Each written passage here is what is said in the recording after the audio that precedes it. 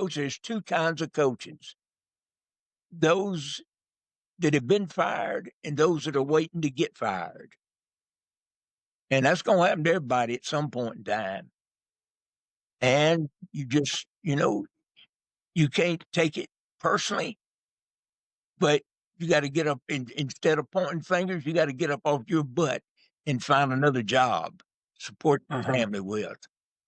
Make sure your faith is in the right place. What you do for a living does not completely identify you. So make sure that you're ready to live without that adrenaline rush and everything else that goes along with what you do for a living, and that the quality of the man that you are is far more important than what your job. Every time I've been through a transition, I've made nice growth, even though it might not have been the growth that I wanted to have.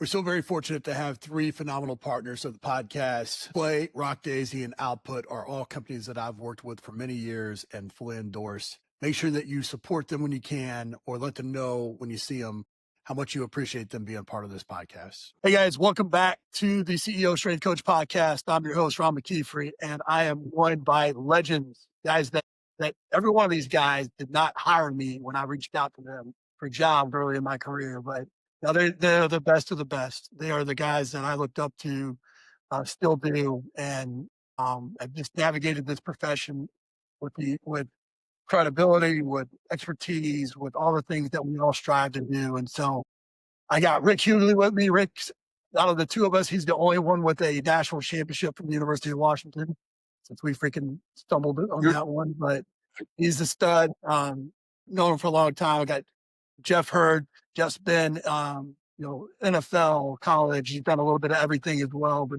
done this field for a long time. And then I got Coach Johnny Parker. What do you got, Coach? 4 Super Bowl rings, something like that? Well, 3.5. One of them we lost. Really? That one. So between Rick and I, we got 1.5.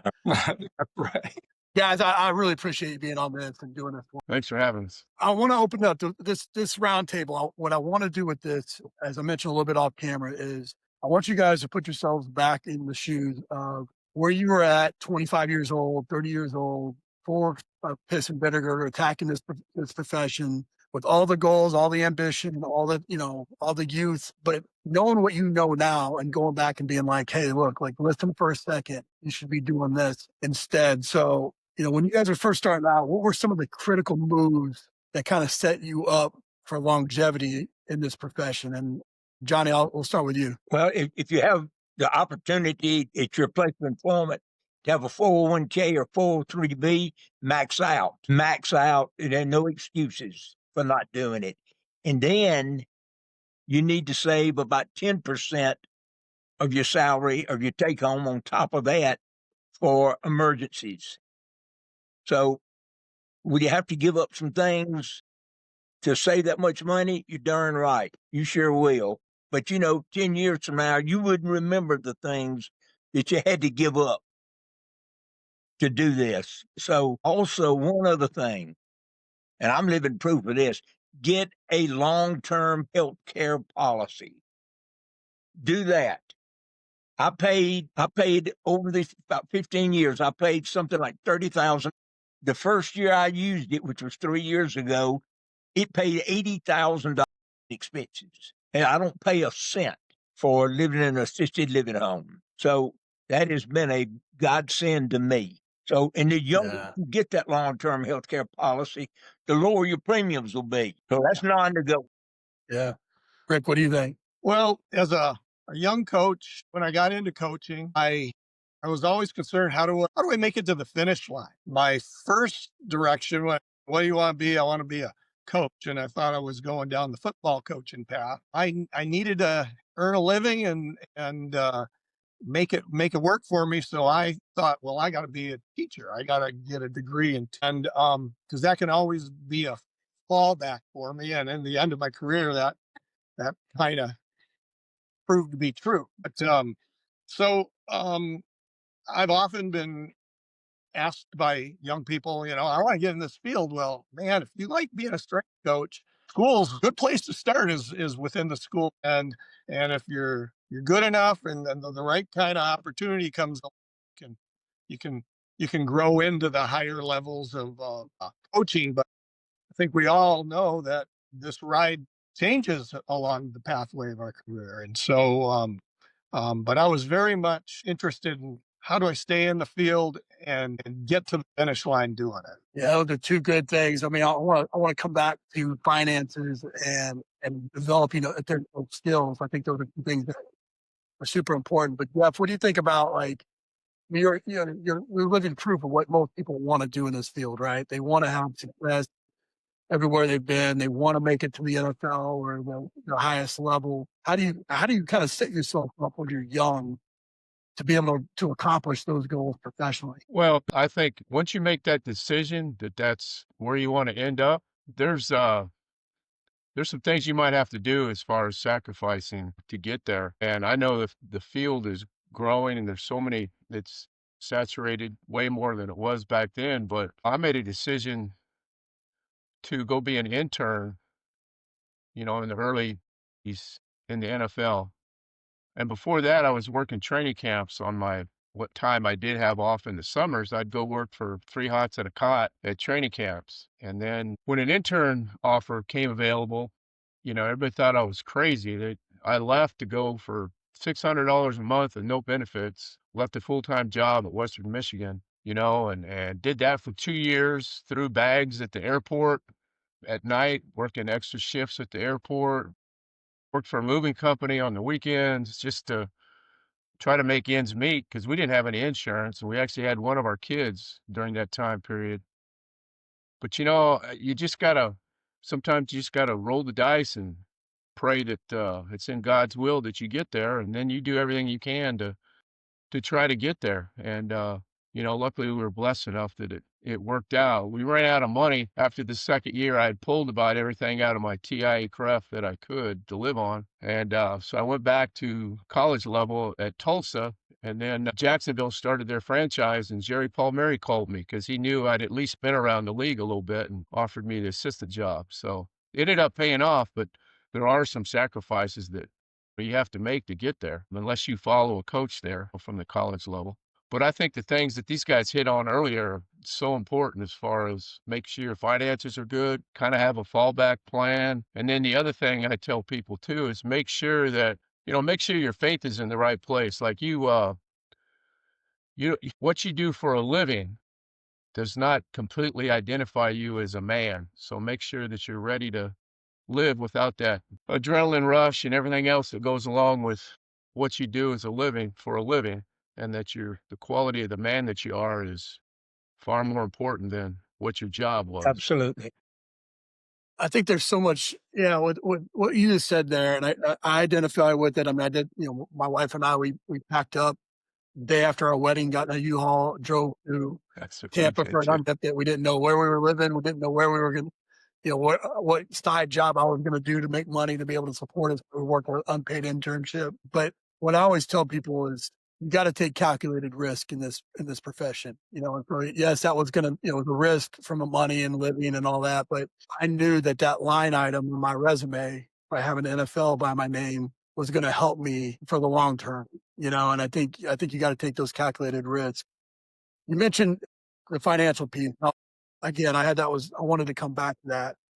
And I'm a big fan. I don't know, again, whether or not you like his content or not, or those types of things, but I'm a big fan of Dave Ramsey's Financial Peace University and the books that he's got, the program that he's got. And one of those things was creating like an emergency fund, and saving your first $2,000 and then paying off your debt and then putting money into that. What are some of the tactical things? Well, John, you mentioned the long-term health care and the maxing out your retirement, which I had this conversation every year with all my staff to make sure that they're taking advantage of matching contributions from their employer with retirement. But what are some tactical things that you guys have done And I'm thinking things like we never took our ball bonus and spent it on something. We always put that money in the bank. You That's know, a good one. what are some tactical things like that you guys have done to kind of put yourself in a better position, either in the short term, early in your career, to where you're able to manage in an emergency or a baby or something like that, or in the long term, being able to, where you're in the position that you're in now, to be able to ride out retirement. What? Go ahead, Rick. I my makeup was always to be a saver, and I put myself through college on 276 an hour, working 20 weeks in summertime. School was a little more affordable back then, but I was always, yeah, I ended up over my lifetime, I had to learn how to spend money. Yes. And early in my University of Washington years, had a former student, former athlete, approached me. He's selling an IRA, IRA package, and so my wife and I began making those contributions. And fortunately for me, my wife was a pretty good earner, so we were able to continue um, build in our finances, I think. And that was a foundation for us. And never, my whole career, never made a big amount of money. I certainly envy the current status of strength coaches these days, but it wasn't a reality probably for any of us in our early parts of our careers. But I was a saver, looking forward, to Lost your audio there. I was a saver, and making it to the finish line was always a big deal for me in my mind. Yeah. Yeah. So you just kind of put money away, whether it was the IRA or in just your savings account. I think that, a lot of people, that works to a point to where, let somebody in your family be a spender. I'm not going to name any names like the person, Yeah. but, managing that, I think, is sometimes challenging within a family, right? Because you got kids, wives, you got husbands, you got all these people that, life's expensive now, right? So Totally. were there any other things that you felt like were just really good, smart, strategic moves, career? Well, again, near the latter part of my career, I was advised just what Coach Parker said: put as much extra income as you can into your retirement program. I think you reach a certain age and you could, I think I was able to max out the maximum the government allowed to put into my retirement program. And I was able to do that for um, probably the last 6 years of my working career, and it made a big difference in being able to stay in retirement. Huge difference. Yeah. Johnny, Jeff, you got anything to add? Those are all very valid points. And I think, especially like Coach Parker said, the earlier you can start, whether it's with the healthcare plan or your retirement plan, it just becomes a habit, and the easier it gets to almost like pay yourself out of every check and put that away, besides what you're putting into your 401k and whatever your retirement program is. It's funny, and it's a lot of it's about education. When I was with Jacksonville, we had that first year was a hodgepodge of different people off the streets as far as players. And, our player development guy called a meeting in the locker room and started explaining about the 401k for the players and how the club would match it and whatever. So, he said, if you're interested, come down and sign up in my office and get you going on it. So a bunch of guys left, and there was one guy sitting in the locker room, and I went in and I said, hey, aren't you going to sign up for the 401k? Bless his heart, this guy had no idea what he was talking about. And he said, Coach, I ain't running no marathon for no amount of money. And, I just sat down with him for a couple minutes and enlightened him on what it actually meant, and after that, he jumped right up and ran down there and signed up. But, a lot of guys don't understand the importance of that, even young coaches. So I think it's good that you always told your staff, make sure, do it now. You won't even miss it. Put it in there. Get it going.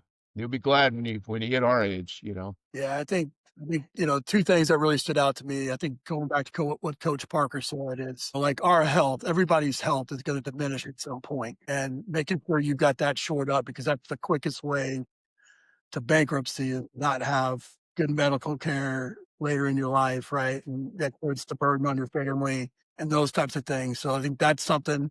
And then I think what you just said there too, Coach Hurd, about, education. Like, everybody's like, oh, I need this hobby, or I need this release, or I need this thing to take my mind off strength and conditioning. And like for me, I was like, I better learn how to take care of my money, make sure that it goes as far as I can. And so, two things that I always try to do. One is I always try to look for where I could plug leaks. Where do I got money going out? Can I change my cable bill? Can I rearrange this car insurance? Can I make sure I got less money going out? And that's, every time one of my young coaches would come to me about a raise, that's what I would always give them. If I didn't have the money, I'd be like, all right, look, where can we find you a raise with the money that you currently have by saving some of that money, right? The second thing, there's a good book that I always recommend. It's called the Four Cash Flow Quadrants. And it's basically like, it's Robert Kiyosaki, and you got in the top right corner, you got your employee, then you got self-employed as S in the bottom left, and in the top right, you got B as a business owner, and in the bottom right, you have an I as an investor. And the road to wealth is to become an investor as fast as you can, right? To where your money's making you money. But the problem with strength and conditioning is that's an employee job. You show up, you get paid. You don't show up, you don't get paid. And we also have the extra disadvantage that can be taken away from you for pretty much any reason. Yeah. And so finding a way to have some sort of investment or some sort of side thing that you could go through the other journey, the business owner, the self-employed, the business owner, the investor, whether that's real estate or investing or a side gig or some sort of side talent or something along those lines. I think you got to find those things because that creates stability in an unstable profession, and I think that's super important. You guys have all gone through the gamut here. You got the ups and the downs of this profession, and this profession can kick you in the teeth if you let it.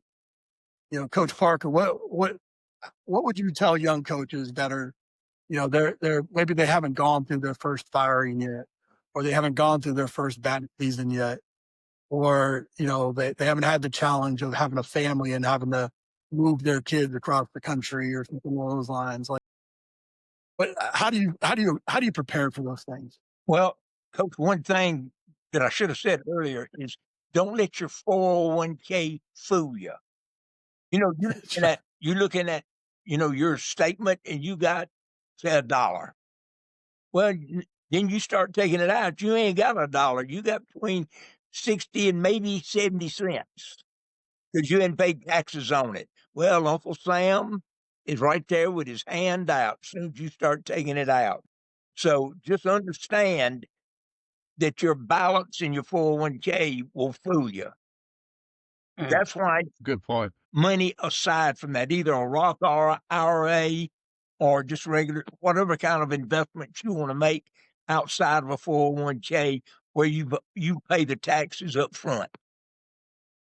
Okay. Now, Coach, I don't know how to tell anybody how to prepare for tough times because they're going to happen probably to everybody. And I think you just got to be strong in your convictions as to what's important to you as a man. I really like what Coach Hurd said about that. What the important thing is who you are as a man. And all you can do is your best.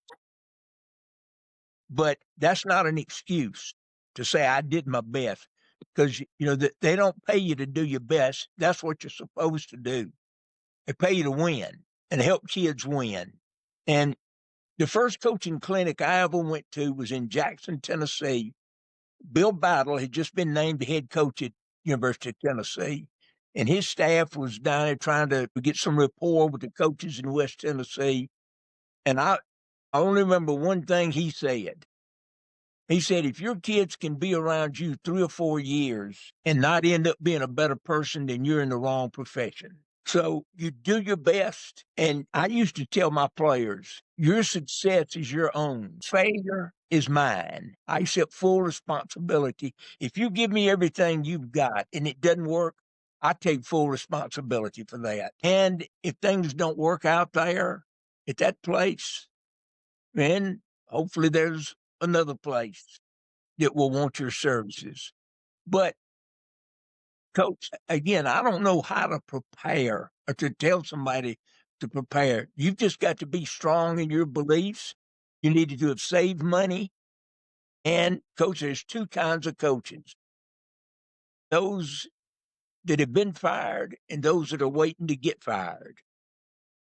And that's going to happen to everybody at some point in time.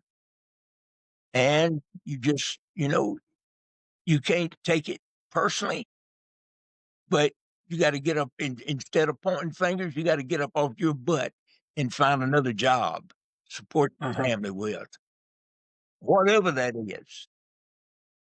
Yeah. Jeff, what would you say we've all gone through it. I'm not sure if you've gone through it in your career, but I'm sure you have.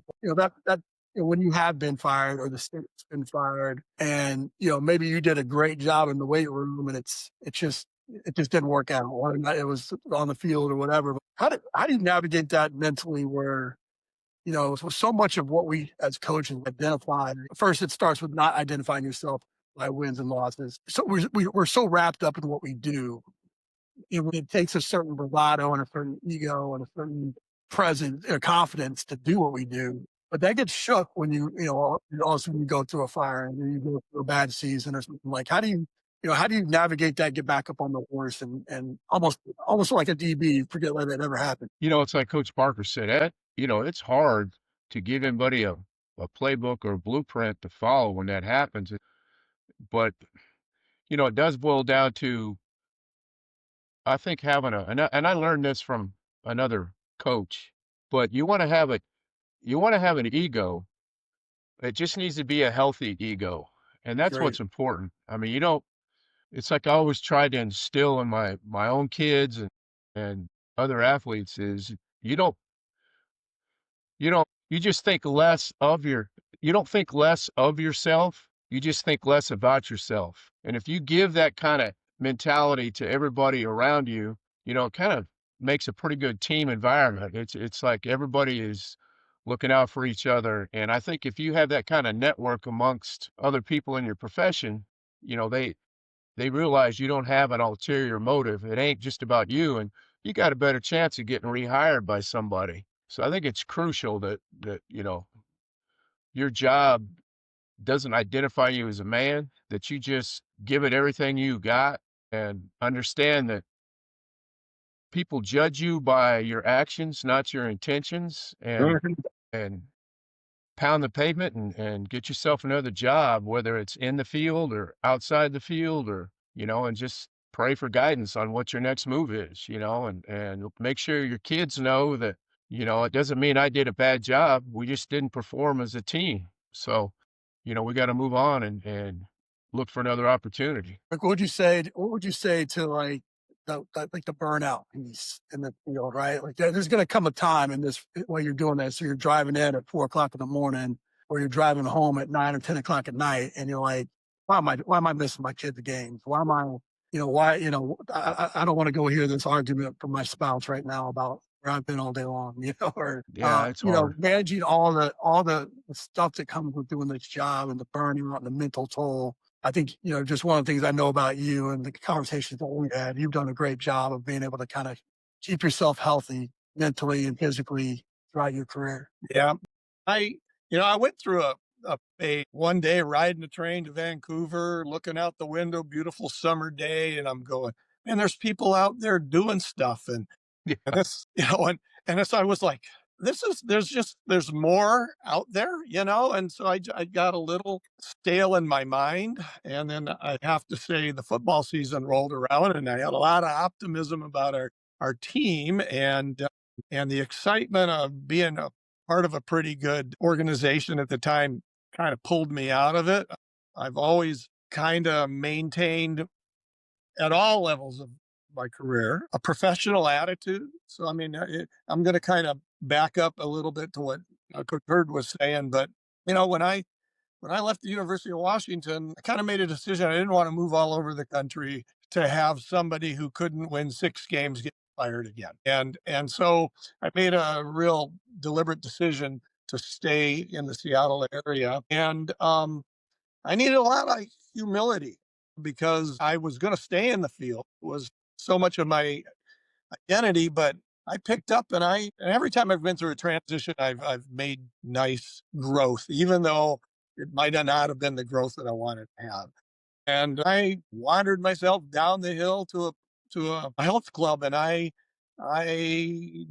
got into doing personal training. And I mean, I don't even want to say what I used to use the word to describe personal training in the profession, but because it wasn't what I got into this to do, but I learned a lot. I grew a lot. I just kept grinding. An opportunity helped find me, and I found it, and it took me to the next thing that didn't make me the happiest, but boy, did I grow a lot from that. So it's keeping, my ego didn't need to have the big position. I needed to do work that I really respected doing and grow with. And that's been the important. That's where my values are. So, as I put a bow on all of this, there's all kinds of levels. But if you're really professional and you're growing, and um, my identity continues to stay strong in in the health and human performance field because it's my identity, and I haven't quit working at it, even though I'm a retired coach. If I might, one thing that helps, at least it helped me, football was never who I was. It was what I did. And I've known coaches whose identity was tied up in their team's record. And that's got nothing to do with who you are as a person and how much you love your kids. But, Coach, when I was at Ole Miss, we weren't very good. We'd play a team that would beat our socks off, and I'd call their strength coach asking, well, how do you do this? How do you do that? Or I'd read about a team that had so many guys that could clean 300 pounds or something. Well, excuse me, I'd call and ask that strength coach about his routines. Well, Coach, some coaches couldn't be bothered to talk to me. If I their know. team was good and mine sucked, and one coach even farmed me out to one of his graduate assistants, but I didn't care. I didn't care. If it was going to help me help my kids, that's all I was interested in. But, Coach, here's what really was a lesson for me. Coach, then I went to the Giants, was doing basically the same things, except with a lot better players. And, Coach, within a year, some of those guys that talked down to me were calling me for advice. Yep. Mhm. Well, I'd all of a sudden gotten smart. I was all of a sudden brilliant.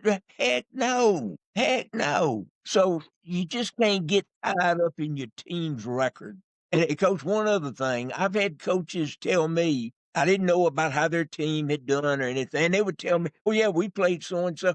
We gave them a bodily beating like you've never seen. I mean, we just beat them up. They were carrying guys off right and left. And I said, well, I would say, Coach, how bad you beat? Well, they beat us 58-3, but we gave the full body beating. So you got to take the losses with the wins. You're as much a part of the losses as you are the wins. Great.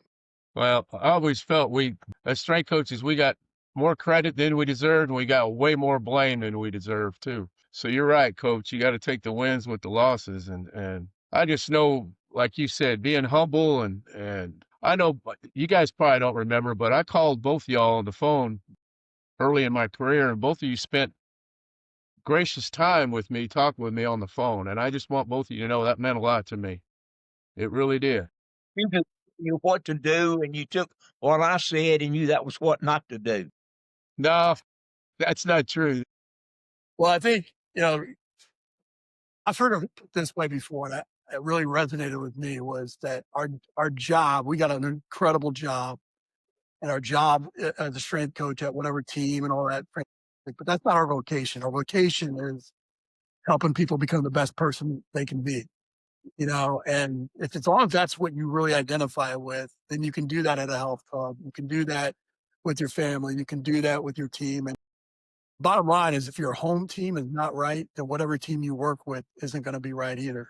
And so that's got to be the focus. But one thing that you did say that you brought up there that I think was kind of leads into my next question is so many times in the field, like the same people you see going up is the same people you see coming back down. And when you're on your way up, sometimes you pass you off to a GA or you pass somebody, and you guys have an impeccable legacy. Everybody, I've got countless stories about each of you, about how you've gone above and beyond, not just for me, but for other people and in this field. But talk a little bit about, just how you should navigate this field as a professional, as a person, and somebody that's just not a freaking jerk, that's got this arrogance about them.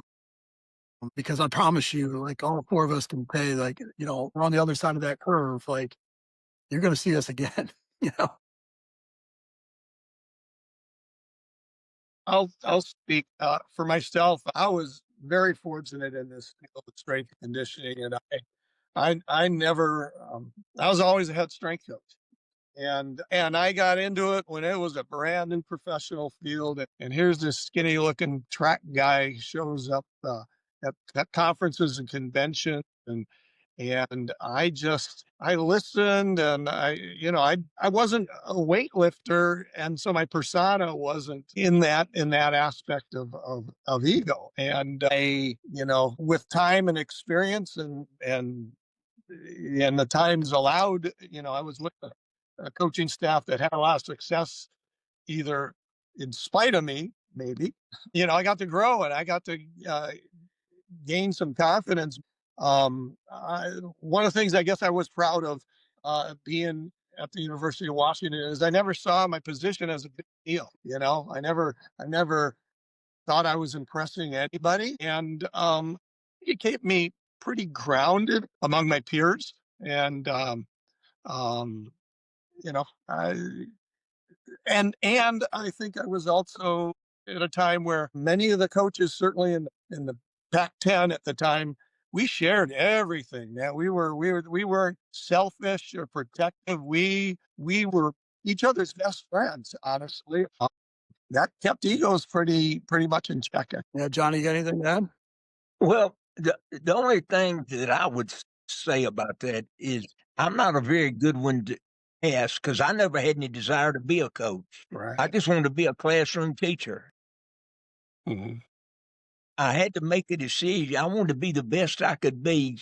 And I knew some kids were in my history class because they had to be. And everybody that was on the football team was there because they wanted to be. And I just coached at a little podunk school in a little podunk town in Mississippi. And our boys, most of them would work in the fields in the summer from first light till dark. And when it got dark, they'd go put up their tools at the shop and come straight to the school and lift those weights and run. And those kids have always been my heroes. And I just think that I hate the word level. People will say, well, at my level or at your level. I hate that because really the reason you're in this is to help kids become better people, better athletes. And you have to win. You have to help them get better physically, or they'll never listen to the other things that you want to impart to them about being a good person. So that was the pressure that I felt. And I would always feel like, hey, you big phony, if you don't give those kids your best today, they'll never listen to you again. They'll never listen to you. They'll see what a phony you are. And, that's what motivated me is just wanting to give those kids my best. Wasn't very good, but it's the best I could give. The only good things I could say about me was that I tried real hard and I love my kids. That's about it. So I just think that if you just try hard, try really hard and do the best you can and don't point fingers. Yep. If your team, if it looks like your coach might be getting fired, then, you don't be calling your buddies saying, oh, yeah, this coach sucks. I'm going to be looking for another job, blah, blah, blah, blah, blah. I did the best I could, but we're not winning. That sucks. My best then obviously wasn't good enough. So, just if you're you're teaching team values, and you better be a team player yourself. So true. My perspective, saying it just same thing, different way, was I could have done this field if I didn't think there was an educational value to it and what I was delivering to the kids. Yeah, And I mean, I couldn't do it. And so it's always been be the best educator you could be. And coaching, what a great platform for changing lives. absolutely. Yeah. Well, you Well, I said, know. Rick, I thought that, like you said, it never really thought it was a big deal. And I think sometimes as coaches, we kind of minimize that, what we do because of the people that we are, but the job that we do is a big deal, Yeah. but the bigger the responsibility, the more that you need to be a servant leader, right? The more that you need to, that, and I mean, whether or not you're faith-based and you look at Jesus as the ultimate servant leader, or you just look at it as a fact that, like, hey, look, like that from the weight room, you can truly affect change. If you don't believe that, you shouldn't be there. And the best way to do that is to love your kids, coach them hard, to be resourceful and try to find solutions. And what I found is so many times when I've had problems, I've had to go to that IT person that never lifted a weight before. Or I had to go and, to that janitor or whatever to ask for help. And I just felt like I could be the biggest hypocrite if I just walked, if I treated people bad and then I had to go ask for something in return, right? And I think That's a good point. in this Everybody life, has a role. yeah, everybody's got a role in winning. Everybody's got a role in making people around them better. We have in our role, it is something that I think you when you have the opportunity to make an impact on the kid's life like we do, that's a privilege. And when you got a privilege, you need to be able to serve in any possible way that you can. Up and I think it's important. But before we've been going for a while here. I want to wrap it up. I want you guys just one quick tactical thing that the young coach that's listening, that's going back to work tomorrow, and just listen to this episode. What's one thing that you would recommend them go back and do today to ensure or to help them have success and longevity in this career? Well, first thing that pops in my mind is something I learned from a coach that was way smarter than me. As important as the sets and reps are and programming, cycling and all that, he told me, make sure if you do one thing, you coach the man first or the athlete first. And they'll, once they have that trust in you that you care about them, like they say that, they don't care how much you know until they know how much, you love them or you trust them. But if you coach the man first and they have that trust in you, they'll follow your program to a T. And then the other thing, as far as both you guys have talked about, is being humble and realizing that also, if you look back, I look back at my career and every place that I had success, one, I had a head coach that supported me. I was never a sheriff without a gun in the weight room. And then two, I always had a pretty good player under center. And you always got a chance when you have one of those guys under center. So it's just, that'll keep you a little bit humble and make sure that, you stay in your lane, you do your role, and you coach the man before you coach the sets and reps. I think you got a chance to have some success. What do you got, Coach Parker? I forget where I heard this. It might have been Coach Bryant that said it, but I'm paraphrasing him. But good coaches coach weights. Great coaches coach people. There's a huge, huge difference. I always felt that I had their dreams in my hands. And it's just as important to make a third stringer's dream come true as it is a star player. I think you got to make them all feel special and important. And those are the best things that I impart to anybody. Make them feel special and coach people and not weight. I would add all of that, but keep working on yourself. Keep working on growing. And I mean, it can be the X's and O's, but it's leadership. I use you, Ron, as a role model or an example. You got your PhD, you are growing yourself. You're growing yourself. And the better you work at all of that, the better you're going to serve your kids, the student athletes, your organization, and you're betting on yourself. I guess it's professional development, but if you're in this field, be interested in the horizon that it offers that you need to have, I guess, to be successful with this thing. And you can't be in a narrow box of just a small space, you know. Coach, who's got their PhD? Say that one more time. I'm sorry. Who's got their PhD? Ron. I got it. Didn't you say, Coach Huegli, didn't you say one of them had their PhD? Yeah, Coach Ron McKeefery. does. Coach McKeefery. Dr. Ron. Yes, sir. All right, well, Coach, I got a PhD, except mine stood for piled higher and deeper. It's probably what mine says. That's probably what mine says too, I Coach. doubt it. Well, congratulations. Well, guys, like I said at the beginning, and I do an intro off camera. You know, I'm gonna sing your guys' praises, but you guys have had a huge impact on me, not just in what you've done on the field, but also how you've navigated this profession. I'm a big fan of learning from the people that walk the walk that you're walking, and trying to reverse engineer that so that you can avoid some of those mistakes, maybe, but also that you can take some of those shortcuts along the way. And you guys have done it through the interactions that we've had. I mean, I can't get away without telling the story about Coach Parker. We were, Oh, man. you probably don't remember this, Coach, but we, again, I mean, we were all, in college before there was computer labs, right? So I wrote 279 letters my senior year to different coaches, and I only got like 5 back. And I didn't get a call back from Coach Parker. I didn't get a letter back from Coach Parker. But I had gone on. I was working for personal training all day. Then I was going to the Kansas City Royals and doing an internship where I was running the conditioning for the Royals. And then I would go from there to football practice where I played, and I was kind of an assistant coach for them. So I was leaving my house at 5 a.m. I was getting home at midnight, 6 days a week. 1 day a week on a Sunday, I would sleep in till like 9. And I get a call from like Coach Parker at 8 o'clock, and my wife is shaking me. And she's like, it's, I don't know who it is, but it says New York Giants. And I answer the phone, and I'm half dead, I'm tired. He's like, wake your butt up. You want to be great? You better get your butt out of bed. I didn't say it. And he spent an hour with me, and you uplifted me. You gave me such great wisdom, such great advice. And that it just shows, don't be a jerk in this field, right? Yeah.